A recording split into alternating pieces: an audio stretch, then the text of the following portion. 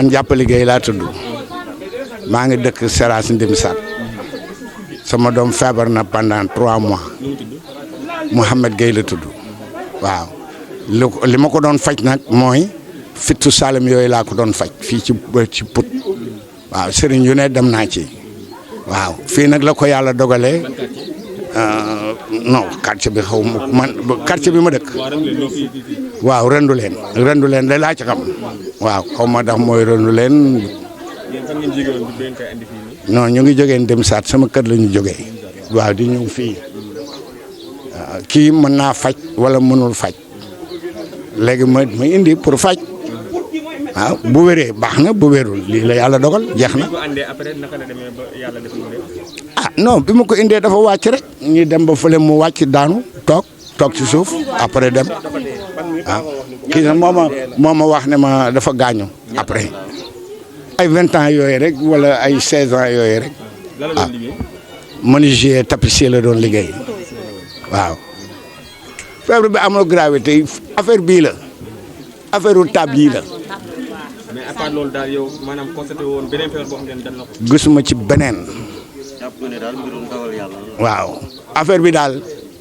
moo ko rey moom laa gis du feebar parce que man sàgganuma samay doom pour ñuy dem ay àll ak yooyu bala ngaa ñëw di nga raxasu bala ngaa def dara di nga raxasu dara jotu leen parce que aussi tamit du ñu bouché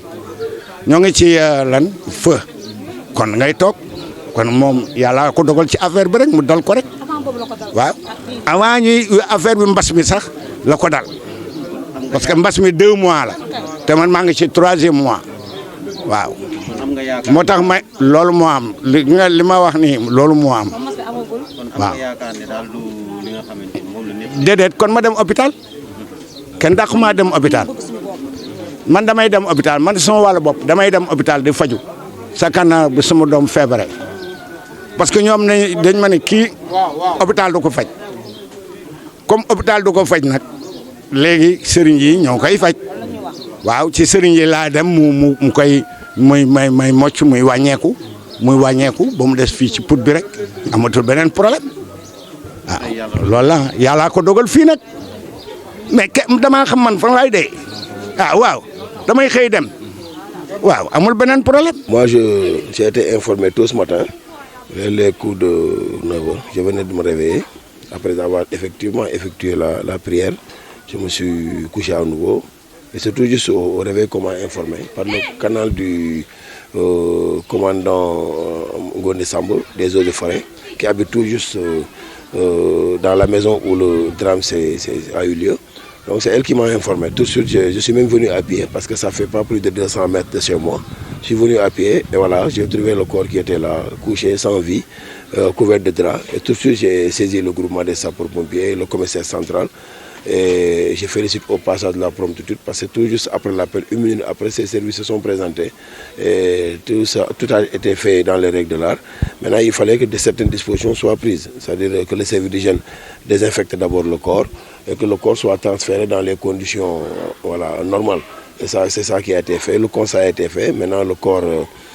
sans vie vient d'être déployé vers l'hôpital régional en attendant de voir maintenant la suite. Et il paraît que ce n'est pas la première fois que les populations sont en train de réclamer le départ du praticien. Oui, mais franchement, moi, ce n'est pas la première fois que j'écris sur ce genre de trucs. Vous avez vu qu'au niveau de 10e, du quartier 10e, en allant vers l'école Bassirou Mbacké, il y a des gens qui font des pratiques que les gens ne comprennent pas là-bas et qui regroupent des milliers et des milliers de personnes. Aujourd'hui, là, je veux même dire que c'est une sorte de psychose qui va atteindre ces enfants qui sont là parce qu'à force de voir des gens mourir devant leur domicile. Pourquoi? Parce qu'il y a tout simplement un soi-disant tradipraticien qui est là. Et voilà, moi c'est déplorable. Et j'ai saisi le représentant du commissaire qui était là pour qu'on convoque le gars et qu'on puisse lui parler. Deuxième chose est que ces familles, vraiment qui sont tout autour, ne sont même pas en sécurité par rapport à la pratique qui s'effectue là. Maintenant, je crois que en tant que maire et premier magistrat de cette commune, il m'appartient maintenant de saisir les services compétents pour que des enquêtes soient effectuées et que même si ça va jusqu'à déloger le tradipraticien, il faut le faire. Et de par cette même occasion, on en profite parce que ça commence à proliférer partout, des tradipraticiens de tout genre, des gens qui ne sont même pas certifiés, on ne sait pas d'où ils sortent. Des fois, ce n'est même pas des Sénégalais. Quand les gens s'attaquent à des jeunes talibés qui sont importés de soi-disant des pays limitrophes, il faudrait aussi qu'ils s'attaquent à ces gens-là qui font une pratique beaucoup plus dangereuse, parce qu'ils sont là, les gens viennent, des fois un peu égarés, ils sont là, ils ne savent pas où se casser la tête pour soigner des fois leurs malades quand ils sont dans certaines situations. Maintenant, ils font recours vers ces gens-là qui, à la limite, les servent des médicaments qui ne sont même pas certifiés. Et je crois qu'en tant que vraiment garant de la sécurité des citoyens de cette commune, vraiment, il nous appartient aussi d'informer. Et ce sera fait dès demain mardi, Inch'Allah, pour une deuxième fois, parce que ça a été fait une première fois pour ces gens-là qui sont au niveau du quartier 10e, et même aussi alerter nos frères de la presse. Parce que tous ces gens-là ont des publicités que l'on entend tous les jours, et au fait, toutes sortes de maladies sont soignées, toutes sortes de maladies sont supposées être soignées. Et là, vraiment, les populations qui n'ont pas les moyens d'aller à l'hôpital, des fois, leur bourse ne le permet pas, mais ils vont venir et les gens vont étaler le paiement sur 6 mois, 4 mois, durant le long de la maladie. Et des fois, c'est des gens qui souffrent de cancer, c'est des gens qui souffrent de maladies récurrentes que la médecine moderne ne peut même pas soigner. Maintenant, on ne dit pas qu'ils sont tous pareils, mais il faudrait que les gens prennent des dispositions et des mesures très sévères pour ça. Ça, c'est à la veille, au lendemain de la Korité, des enfants qui se réveillent, qui tombent sur un cadavre, voilà. Et le gars n'est même pas sorti. Il est sorti pour, je crois, dire au vieux qu'il ne faut pas amener ce gars-là parce qu'il va mourir. Il est rentré dans sa chambre, hop, il n'est plus ressorti. Pourquoi? Parce qu'il sent ce qui va se passer. Et nous n'allons pas laisser cette affaire-là passer. Dans toute la commune, nous allons saisir et le procureur et le commissaire central pour que des enquêtes s'effectuent et que ces gens-là soient complètement sortis de cette commune. Nous avons le téléphone. te commandant Ndeye Ngone Samb parce que këram a ngi nii ci buntu këram la amee bu Eaux et Forêts moom woo ne ma daal ay mbokkam wax nañu ko ni ci buntu kër gi am na ko fa tëdd te ñàkk na bakkanam comme kër gi nag ak fii matul 200 mètres dama mujj jóg sax daw ak tànk laa ñëwee ba fii egg si xool effectivement événement bi am disposition ñu waroon njëkk a jël mooy fekk xale yi kon bañ a jege koor bi te loolu yàlla def na amoon na parce que ci sutura la ñu woo groupement sapeur pompier woo police centrale informé le commissaire mooy wax léegi ne di profité sax di leen féliciter parce que bi ñuy woote ak bi ñu yegg suñu tànk population yi seede nañ ne matul sax 2 minutes te loolu vraiment lu am solo la bi ñu yegsee nag disposition yi ñu war a jël yëpp jël nañ ko d' abord pour doomu aadama bu ñàkk bakkanam ci mbedd mooy d' abord informé nañ fu service d'hygiène ñëw commissaire central jël toutes les dispositions groupement sapeur ñoom it envoyé service ñu ñëw constater le corps woo service d'hygiène ñu désinfecté ko ñu jël ko teg ko fi ñu dugal ko ci ambulance jëmee ak moom fi ñu ko war a jëmee mooy dem defal ko réquisition yóbbu ko hôpital régional en fait que docteurs yi nga xam ne ñoo assermenté mën a certifié ni kii lii moo ko rey mort naturel la wala lii ak lii moo ko rey. mu mel ni mbir mi dugg ci kon bi ba tax na askan wi ñu ñax ci bile pratique maanaam mu bile fa waaw loolu moom damay wax ni ñun sax ñoo ko dul seetaan ndax koñ bi ay xale yu ndaw ñoo fi dëkk te xale amul pour su yeewoo ñaari fan ñett yu nekk fekk ku dee ci buntu kër ay xale di ko gis maanaam ci beneen sens dañuy dem ba dootuñu jox dee benn solo bi te gis nga boo joxul dee benn solo bi rey nit sax da lay yomb parce que da ngay dem ba da ngay banaliser dee te bakkan dafa fort te mënuñu nangu nag ay xale yoo xam ne ay fukki at ak ñeent fukki at ak juróom matuñu ko sax gis nga leen tey ñu tiim koor bi te waa koñ bi nee nañu du pour la première fois li am fi donc comme du pour la première fois nag dafay jar ñu jël disposition bu dee am na lu muy def na ko defi jee feneen fudul fii léegi nag dinañ maslaxa ak borom kër gi wax ko mu wax ak waa ji mu jóge fii dem defi yi muy def feneen mënu ko rek li ñu wax sànq ñu wax ak commissaire wax ak procureur déjà ñu ñëw def enquête da ciy yegg ba ci nag wax ni du guléet ñu wax ci lu mel nii man bindoon naa fi lettre wax ci presse bi boo demee fii côté 10e jëm ancienne école Bassirou Mbacké la xawma am na ñu fay def pratique yoo xam ni tey xamuloo lu muy niru ay nit di yuuxu di say ñu naan dañuy faj ñu baleen ci day dem ba mujj gi ndof gi day yokk agression bi yëpp te xamoo ban pratique la xamoo ban façon médecine la ñuy def loolu nag pour un pays boo xam ne dañu réglementé mbir yi dañ ci war a wax régler ko une bonne fois pour toutes beneen bi may wax ci télévision yi ak rajo yi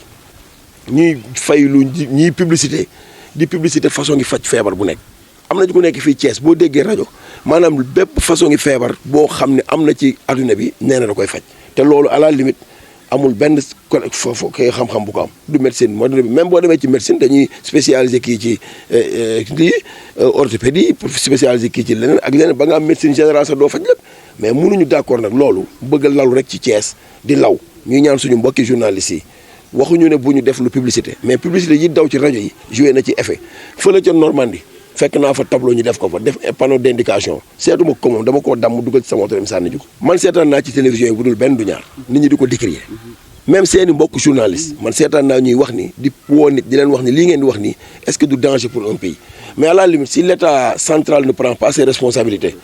pour vraiment organiser ce secteur là te ñoom ci seen bi da ngay dégg ñuy wax ni lii te gis nga garab gi kenn waxuñu kenn mënta faj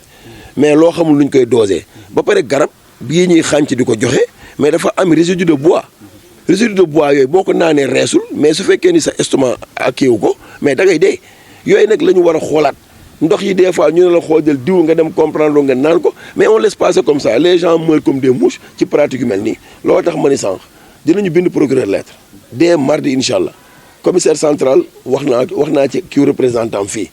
pour ñu convoquer lu waa ji xool ban façon ngi liggéey lay def parce que nag am na ci loo xam bu ñu ko bàyyee mu wéy dañuy exposer Thiès waay comme li nga wax nag état central jël disposition benn exemple su amee ñaar day jar état joxe ni ñuy jëlee tey couvre-feu arrêté wala décret ne bu kenn génn marché yi tëj nañ leen noonu la ñu waree décret ñu waree jël décret vraiment wax ci lii ñu koy def lan la man nag en tant que maire commune bi dinaa ci wastu sama àq parce que it su ma ŋànkul xale yi nekk Sénégal yëpp ŋànk naa ci au moins des milliers mooy xale yi ngeen romb fii tey te dama dul nangooti nag xale yi seen buntu kër yi chaque jour bu ñu yeewoo di fekk dee ci buntu kër yi loolu rek baaxul ci xale buy jàng wala ci xale buy màgg loolu laa ni kon yéen nit ngeen jàppalu ñu te am nañ ci yaakaar ci yéen nag ndax lii doxal dëkk bi yéen a ngi ci te lépp loo xam ne tegul ci yoon di ngeen ko décrier teg ko Thiès am ko bu ko nguur gi defee wala représentant état def ko alhamdulilah buñ ko deful ñu te nag dee demee incha allah le préfet du département le connaissant ci rigueur am ak ci farloom man dinaa sol sama daal dem ba ca moom waxtaan ci ak moom ak préfet département moom rendre compte gouverneur ñu seet vraiment disposition yi ñuy jël ci loolu